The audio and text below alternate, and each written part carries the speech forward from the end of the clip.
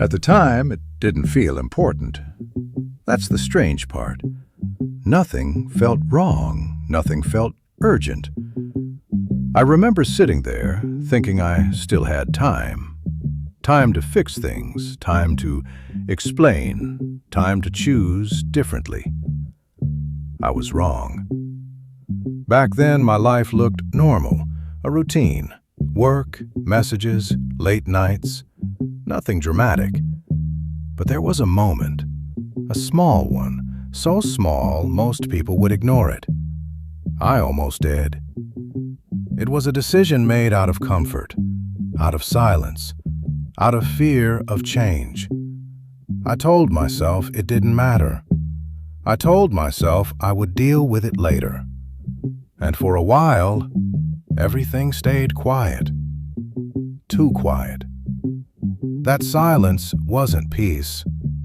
It was waiting. Looking back now, I can see the exact second everything started to fall apart.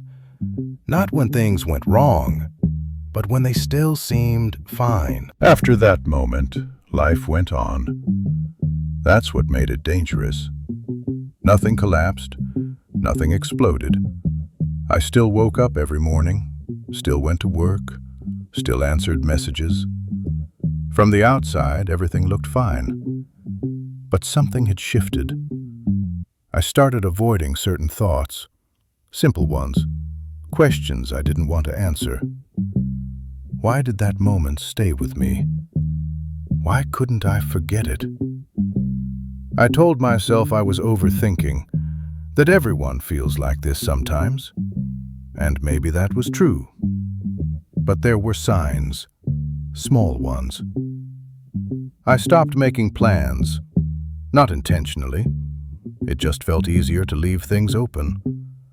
I started choosing the safest option, the quiet one, the comfortable one, less conflict, less risk, less movement.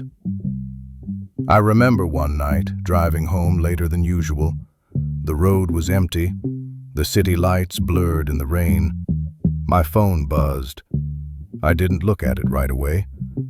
I already knew what it was.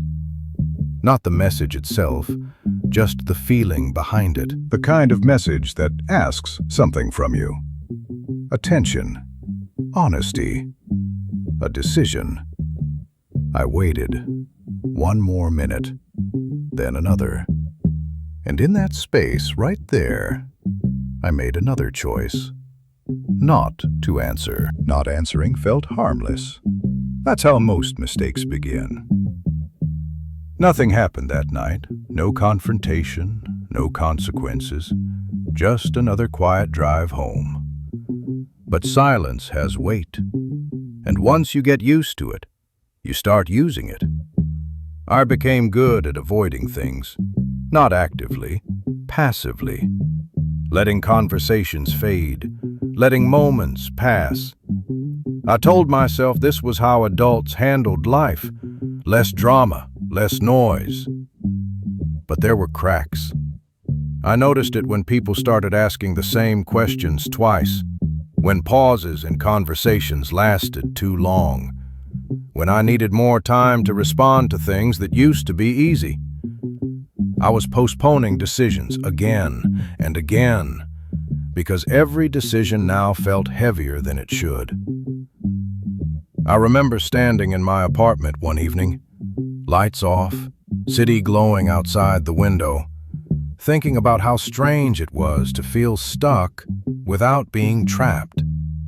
Nothing was forcing me to stay. I was choosing it, every day. The turning point didn't announce itself. There was no argument, no sudden loss.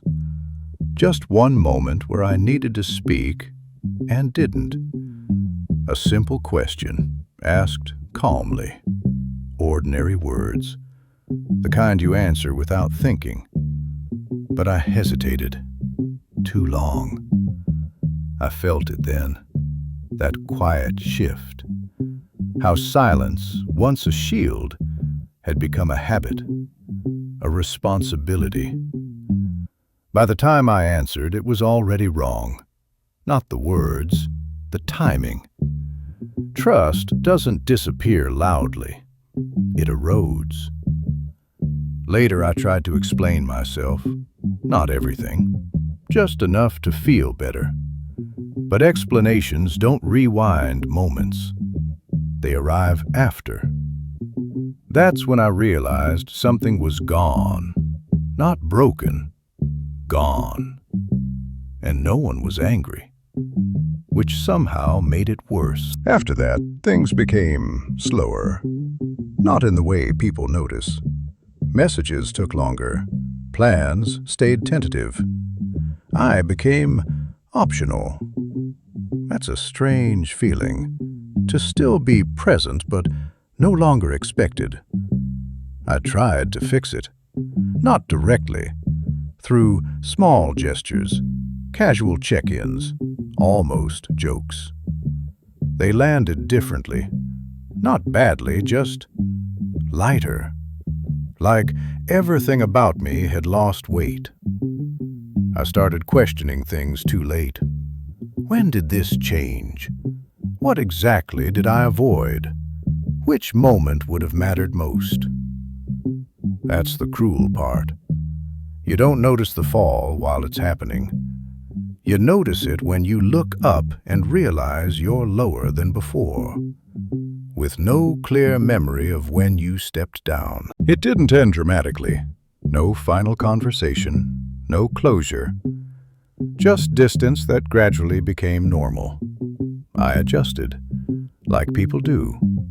Found ways to stay busy. Stayed distracted.